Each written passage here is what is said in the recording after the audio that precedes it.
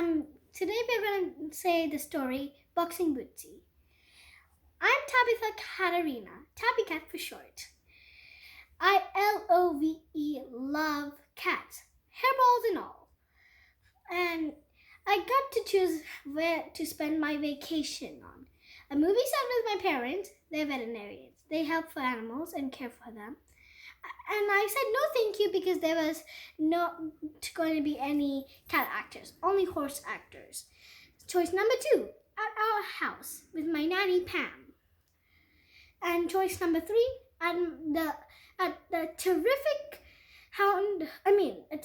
cat hotel with my grandparents, Grandma Kit and Grandpa Tom. I chose, can you guess what I chosen? That's correct. I'm at my grandparents' place at Tabby Towers. That's where all the kitties live. I get to play with kitties 7 days a week. I'm such a lucky girl. But there's a problem, a big one. And her name is Elfrida Wolf. I'm talking about the girl next door. She, Love, loves dogs. That's okay. But she always brags about dogs that are the best. And she always puts down cats. It makes my hair rise up. And she even said unkind things about my sweet, caring Bootsie. You don't know who Bootsie is. She's my own cat. So she's coming to visit me from the city to the country where we live. So now we were having a daily call with my nanny Pam. I call Pam more often than my parents. The phone didn't belong to me, it belonged to my parents. So I called Pam and said, "Hi Pam, where's Bootsie?" She said, "Hello, Tabby Cat. Do our daily calls have to be so early?" Yes! Once I get going, there's so much to do around the hotel. I believe it. Here, Bootsie, say hello to Tabby. Then Bootsie came and was in front of the screen. She looked so beautiful. Long, tan, fluffy hair was all around her body. She had a bit of black on her mouth, her eyes, and the tip of her tail and her legs. That's why I named her Bootsie. It looked like as if she was wearing boots. "Good morning, Bootsie." But then my cat just cried, "Meow, meow, meow." Then Pam said, "I think it's a good idea if we don't do our calls every day, Tabby. I think it's best if we don't do it now because whenever Bootsie hears your voice or sees you, she always cries. Honestly, she felt so much better this week." A lump grew in my throat. And I've been doing everything she wants. I've been playing with her, feeding her with treats, but I can't stand it anymore. I miss her too much. We all agreed this was the best plan.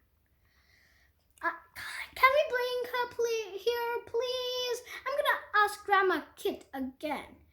Pam said, "Okay, but don't get upset if she says no."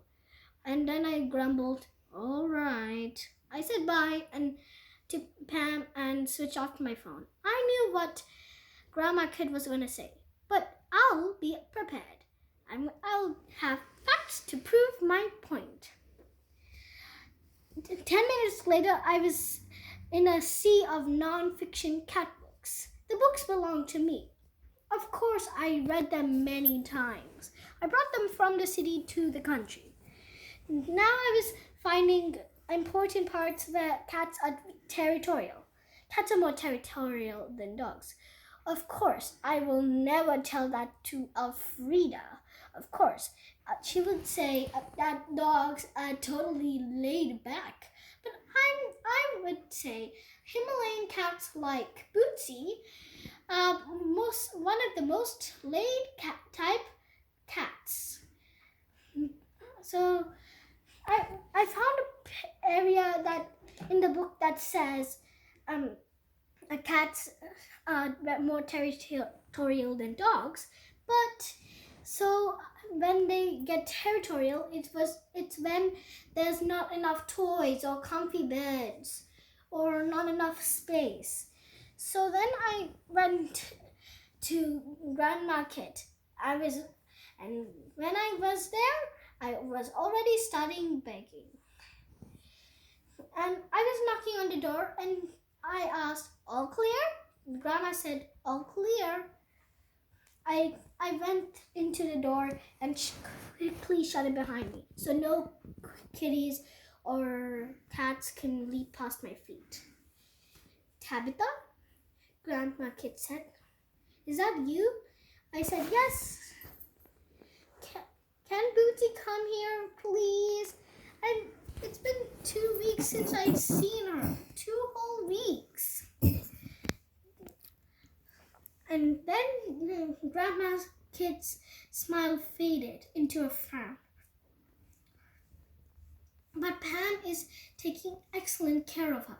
It's best if we leave her at her own home. Cats are happiest and healthiest in their own homes. But then I said, please, Grandma, please, please, please. Then she said, all right, but she will have to leave if there's a cat fight breaking out. But I didn't like that, so then I did a stare, and she stared at me, but we didn't blink a single second. We knew what a stare down means in the cat world. It meant a standoff, a quiet battle between 2 territorial cats. I was opening my eyes as wide as I can, but unfortunately, Grandma Kit's eyes were still open. My eyes stung with tears. So did Grandma Kit's. She didn't blink, neither did I. But then, just for a second, she blinked. She turned around and rubbed her eyes. I win! Thank you, Grandma Kit. I said. I hugged her. Then she laughed. All right, Tabitha. It's all right, Tabitha. But listen, when Bootsie B's here, you have to take her to one of the 7 condos. The one at the very end, at the very end of the condos. Well, it's at the corner. So I think Bootsie will need a lot of alone time because she's your only pet. I said, all right. And then I called Pam and told her the good news. She said, all right, I'll get Bootsie's things packed. We'll be there in a couple of hours. Then I said, I can't wait. But I had to wait. So I was busy playing with the cats in the meantime while I was waiting for the Pam and Bootsie to arrive. Finally, in the middle of the morning, Pam and Bootsie arrived. I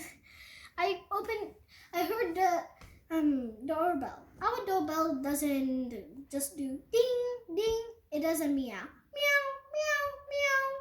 So then every cat can hear it from our hotel. So I heard it and I went to open it and I said, hi Pam, hi Bootsie. Then Pam handed me Bootsie's carrier and then she gave me a nice small hug. Then she said, bye to you, Bootsie. But Bootsie was too busy purring and snuggling me. My heart lumped like a kitten on a toy. This next second was a little bit frightening.